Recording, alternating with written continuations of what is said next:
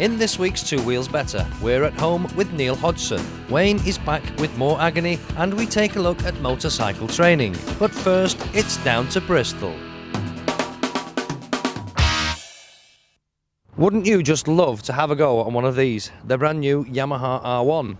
And there's a Ducati, a 916, and a ZX9, and there's Triumphs and Suzukis and Hondas and everything else you can think of. This is a bike club.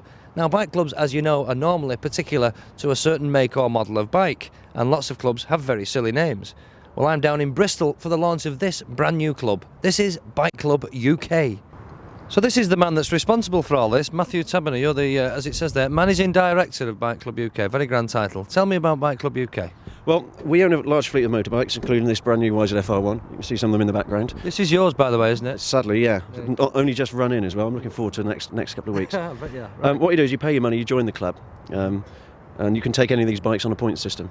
For the money you pay, you get 1,000 points. To take this away today on Saturday, even though it's not very sunny, would cost you about 10 points. Right. Everything from this and the 916, we've got a Goldwing over there, we've got Harley Davidson, right across the spectrum. So how did you come up with this idea? Because it seems so workable and so logical that you can't believe nobody's done it before. How did you think about it? I was actually on holiday on a boat. We rented a motor cruiser to go up through Yorkshire in July, and I was lying there drinking a pint of Guinness thinking, why the heck can't you do this with bikes? Right. I got together with a good friend of mine, Ian. He's a motorbike mechanic, and we worked it out, and 6 months later, here we are. Right, okay. So go on, big question. What's it going to cost if somebody wants to join this club? Well, I sat down and worked out how much it would cost me to run this thing for 12 months, including depreciation and insurance and parts and spares and servicing and tyres, and it would work about £3,500. Right. And you can join Bike Club UK for £1,500. That gets you 1,000 points, and you should average about 60 days use. Right, if you use the whole spectrum of motorbikes, the Harley, the Goldwing, the YZF R1, the classic Triumph Bonneville we've got in there. Right. So it's a bike club where you don't need to own a bike. Absolutely. Right. But what's the credentials for being a member? You're not going to let any Tom, Dick and Harry go loose on one of these, are you? Well, I'm allowed on it, so yeah, we're governed by the insurance effectively. You've got to be over 28 with a full bike licence. It's got to be reasonably clean. Right. No serious offences. A couple of speedings, we can accept that. Right. You've got to pass a very basic riding assessment. We've got some very experienced police and advanced motorcyclists, observers in there. Right. You've got to do that, and you've got to put the petrol in it. Right. You've got to be able to decide which one you want, turn up, put the petrol in and clear off for a weekend. Fair enough, sounds easy. Just a big question everyone is going to want to know. What do you think of this R1? It's astonishing. I can't say now. When it's running, come back and ask me in about 7 days' time. I might do that. Yeah, you're welcome. There's lots of people walking around here in black polo shirts with green writing. Ian Milliner, Technical Director of Bike Club UK. What does that mean? What's your job? Right, well, I've got the responsibility for making sure that these bikes are reliable for the members. We're going to make sure they're serviced according to the manufacturer's schedules. Right. And there's going to be myself and another chap running the workshop effectively. Right. That'll be Gary Britton. So you're a bike mechanic then? Yeah. I got me City and Guilds qualification about just over 10 years ago. For about the last 8 years, I've been teaching motorcycle mechanics at the local college, that's Sandwell College, Right. which is a sort of recognised national apprentice training schemes and all that, as Very well as good. the full-time courses. Right, well qualified to do the job, but you've got a right array of bikes, haven't you? Everything, well, what, Triumph, Kawasaki, Ducati and everything, you name it. Yeah. It must be pretty good to know how all these are going to work. Well, it takes a bit of experience, obviously, but What's the hardest one to work on? Hopefully you've not had to take any to bits yet, but... hopefully not. Well, all the bikes should be, if not new, very nearly new, Right. so obviously that's going to help with the reliability factor. Right. But I would imagine something like, well, we've got sports bikes here, but we're also going to include things like Goldwings, All right. cruisers, such like that. So That'd be nice. 6 pistons rattling around on your bench, wouldn't it? Yeah, yeah, 1500 wing. absolutely, yeah. Right, but I see here that they're mainly sort of sports bikes or sports tourer type bikes. Is that the way Bike Club UK is going? what's going to happen, as and when the members join up, we've given them a questionnaire so that they can say, what their top 10, 15 bikes are. Right. So they're going to dictate what the bikes are that we have in the fleet. So Right. if everybody wants sports bikes, then we're going to get a load of sports bikes. But, Right. the idea is for the variety factor. Yeah. So people who ride sports bikes might think, well, I've never had to go on a Goldwing or a Harley, so, I'll try that, Why not? Good idea. Right, but a lot of people, I would think, are going to want to ride the R1, the 916, the exotic-y type things that you don't normally get a chance to go. So does that mean you're going to have to buy loads of them? Well, again, if the members dictate it, then yeah. You will buy loads of R1s? Mm-hmm. Oh, I think we should be able to source them. Yeah, everybody say they bought an R1 that'll cost them a fortune, right? What's the response been like? Have you done a big mail shot on this? Have you got a lot of response? We've started to promote it in the last couple of months, and we've had over 500 brochures sent out so far. Right. So he's going to take off, you think? Definitely. Good. Keep you busy, won't it? Oh, unfortunately, that's the only downside to it.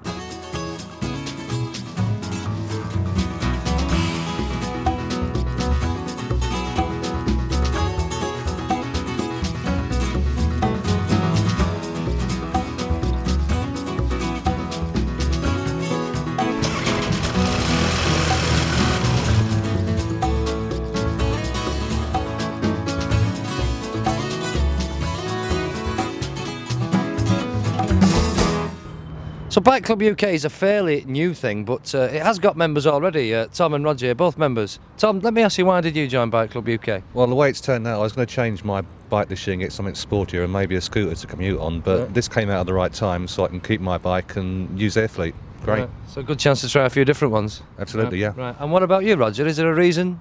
Yeah, that's right. Well, quite recently I had to sell my bike to raise some capital, and I got hold of that, and then there was a little bit left over, so I thought this would be an ideal thing to do, to try a lot of different bikes and to see which one I'd like. So in the near future when I buy another one, I'll have a good idea what to buy. Right. What did you get rid of recently? I got rid of a Yamaha X-Up. Oh, right. So then you got a chance to try a bit of Exotica. Anything in particular that we're hanging about here, it's just stopped raining. What are we all waiting for coming back? I'm waiting for the Ducati 916 to come back. Right. And what about you, I'm Tom? waiting for the R1 to come back. Well, patiently. you'll be about 3 hours yet, mate. Good luck. Absolutely.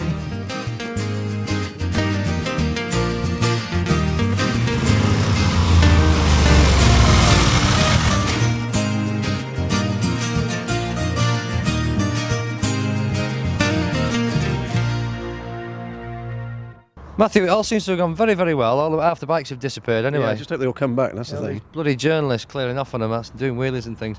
Just to summarise then, 1,500 quid a year gets you 1,000 points, is that right? That's right, yeah. So is it possible to say how much bike use you will get for your 1,000 points, or does it depend on what you want? It depends on what you want exactly. I mean, if you took one of the group, they're split in 6 groups. Yeah. Something like a Triumph Bonneville you saw inside is in group 1. You could actually have that for almost 6 months Right. for your 1,500 quid. Yeah. If you want something like, I was going to say the 916, but that's out at the moment, being crashed somewhere.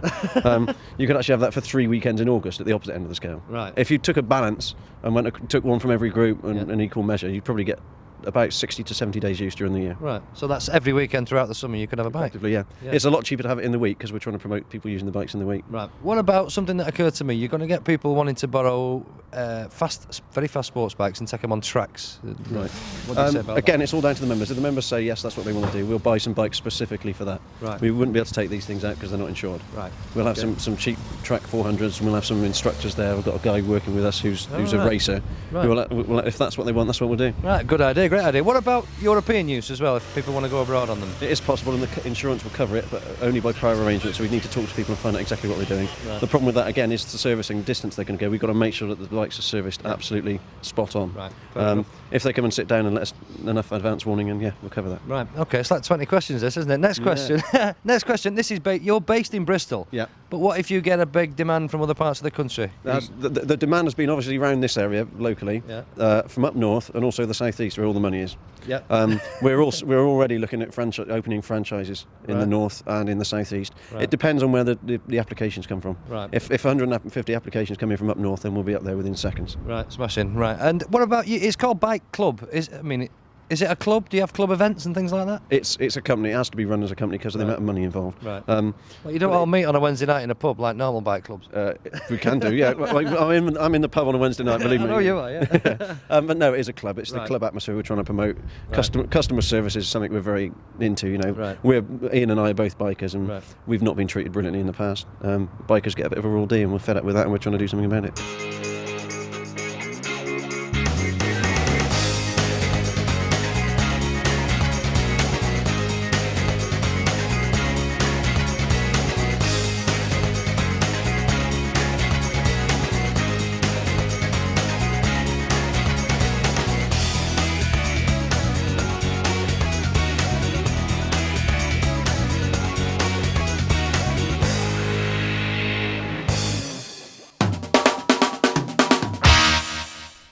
Flipping it. Oh, hello again. Won't believe the job they've given me, part-time cameraman now, because I've got to, earn me keep. And I've got all these letters to reply to, most of which, this last few weeks, have been related to an important question, a serious question of lubricant. Now, oils and lubricant are on the tip of everyone's tongue because basically you've got a bike, you've got to put oil in it.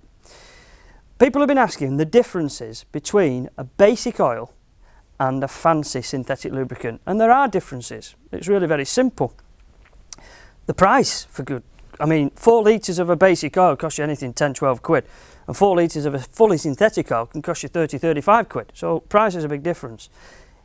One guy who wrote to us, and it was a detailed letter, and he was very concerned about putting the right stuff in because he's got a GSXR 750 WT, an exotic superbike, and the thing goes very, very quick, and he likes to ride it very, very hard. So on that occasion, why don't you use fully synthetic? And then it gives you total peace of mind. It might cost you a little bit more. It might cost you around 35 pounds for 4 litres. But you've got total peace of mind. You know that's good enough for the racers to use going around the major circuits or even 24 hours of an endurance race. But if you're only tootling to work on your 750 Suzuki GS or a CX500, something like that, something a little bit older, something that you don't go tear-assing around on, it's very simple, isn't it? Basic oil will do. And if you just want a little bit better, but the bit in between, then they're semi-synthetic. And a 4 litre bottle of that to do a complete oil change in a bigger bike will cost you in the region of about 18 to 20 pounds. So that's not too much to ask for mechanical internal engineering, is it? And lubricant is very, very important. It could save you a few quid in the long run. So there you go. Now, sorry, but I have to get back to my other profession, and that's camera work. Right then, folks, can we have a bit of action, a bit of order, please? Thank you. Right, lovely, darling. Oh, good position. Thank you very much. That's great, that. Oh, shit.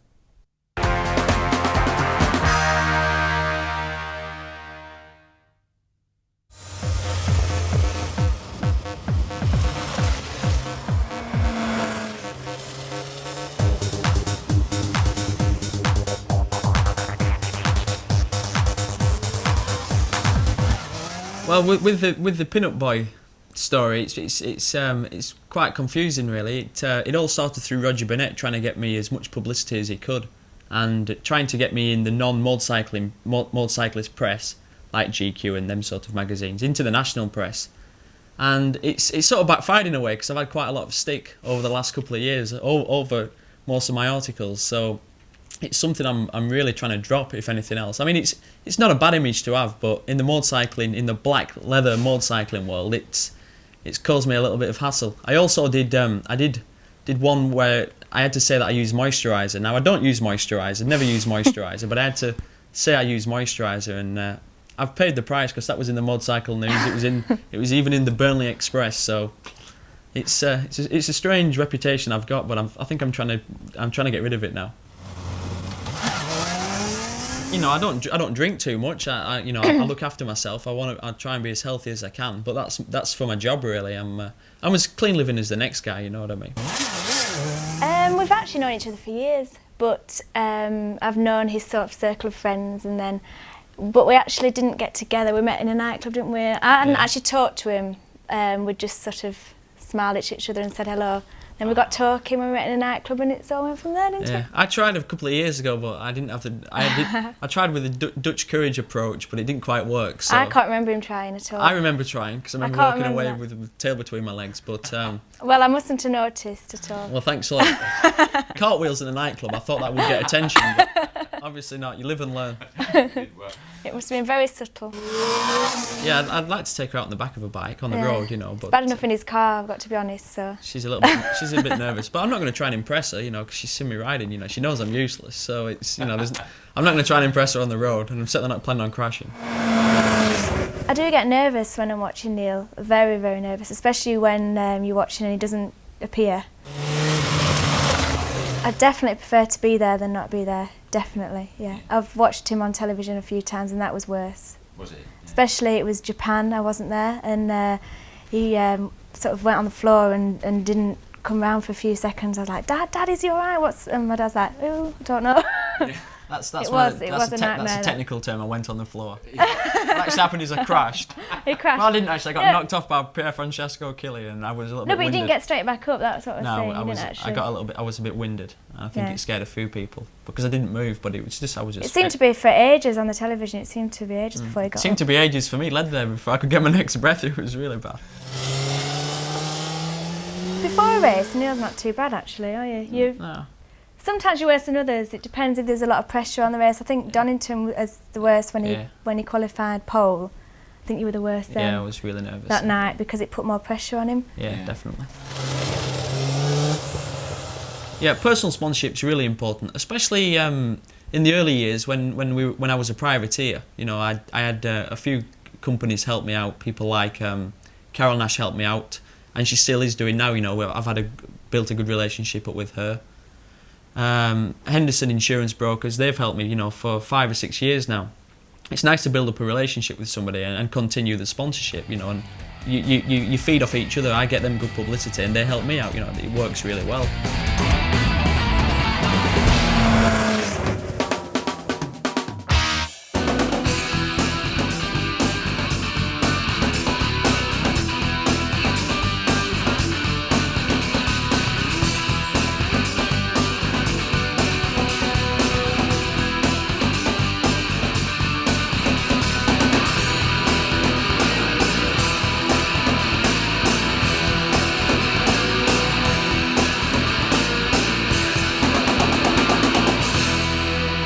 Well, what the hell's going on here?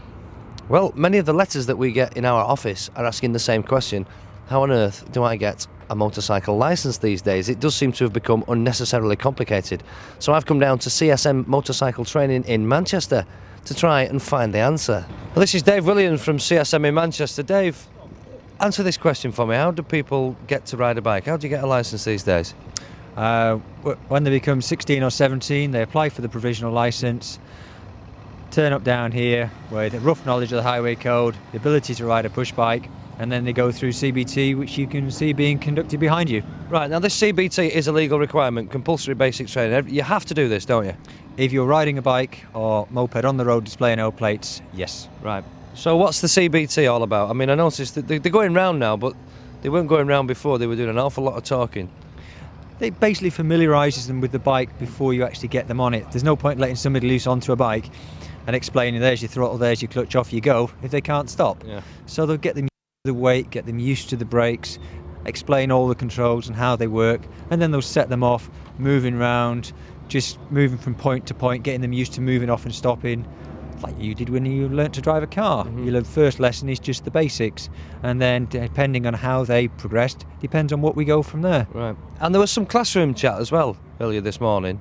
So what are they talking about there? They basically come in and check their eyesight. Mm-hmm. They will check that the people know what they should be riding, i.e. don't ride around in jeans and a pair of shorts, jeans and t-shirts and stuff out on the road. Make sure they've got the helmets on, what they should ideally be wearing, jacket, gloves, check their eyesight, make sure they can see what they're doing, and then out into the car park and start going through the basic machine controls with them. Right. And then, so once they've gone through all the basic chat, I say there was an awful lot of time spent off the bike, just explaining it, and I noticed they were rocking it, presumably for the weight and things like that, is it? Rocking it is checking the weight, checking the brakes are working.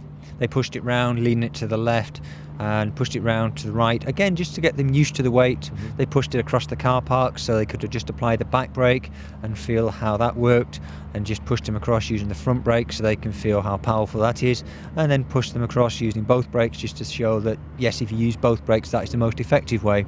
Later on, they'll do a braking demonstration on that, showing the differences between the brakes so that it should sink into the students the best way to apply the brakes. Right. So, and eventually, after all this, they actually start moving and they're going around. What they're doing, they appear to be just going around in circles. There must be a lot more to it than that. These two gentlemen that are doing it can actually ride. If you get novices, it can take quite a lot of time for them to actually get used to the clutch, getting used to setting off, getting used to stopping, making sure they're using both brakes when they're stopping. Mirrors will be checked to make sure that they know what the blind spot is when it comes to looking over the shoulder, what they're actually looking for, why they're looking over the shoulder.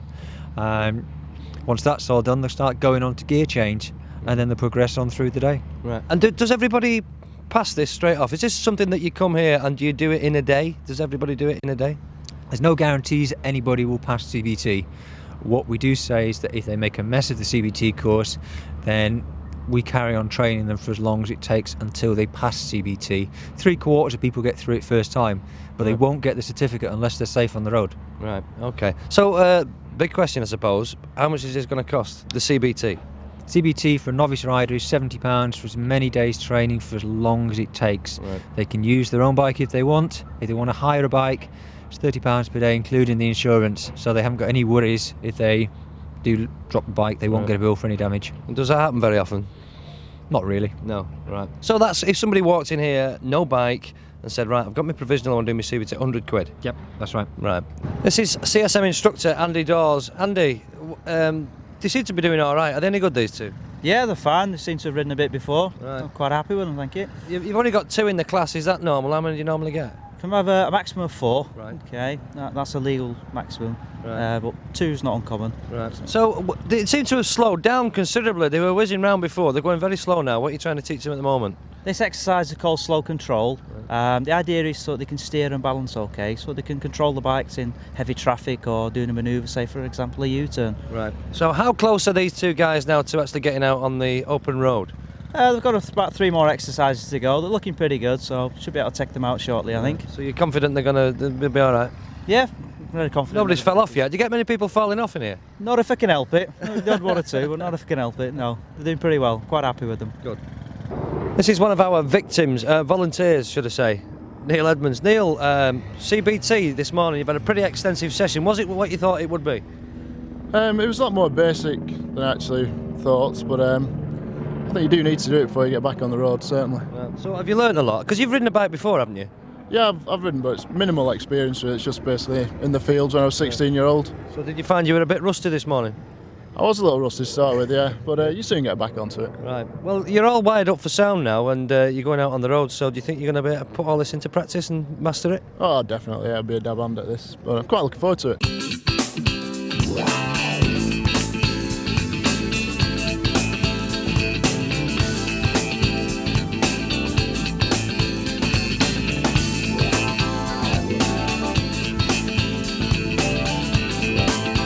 And so, with all the car park work complete, our intrepid learners were let loose on the open road, and we'll see how they went on next week.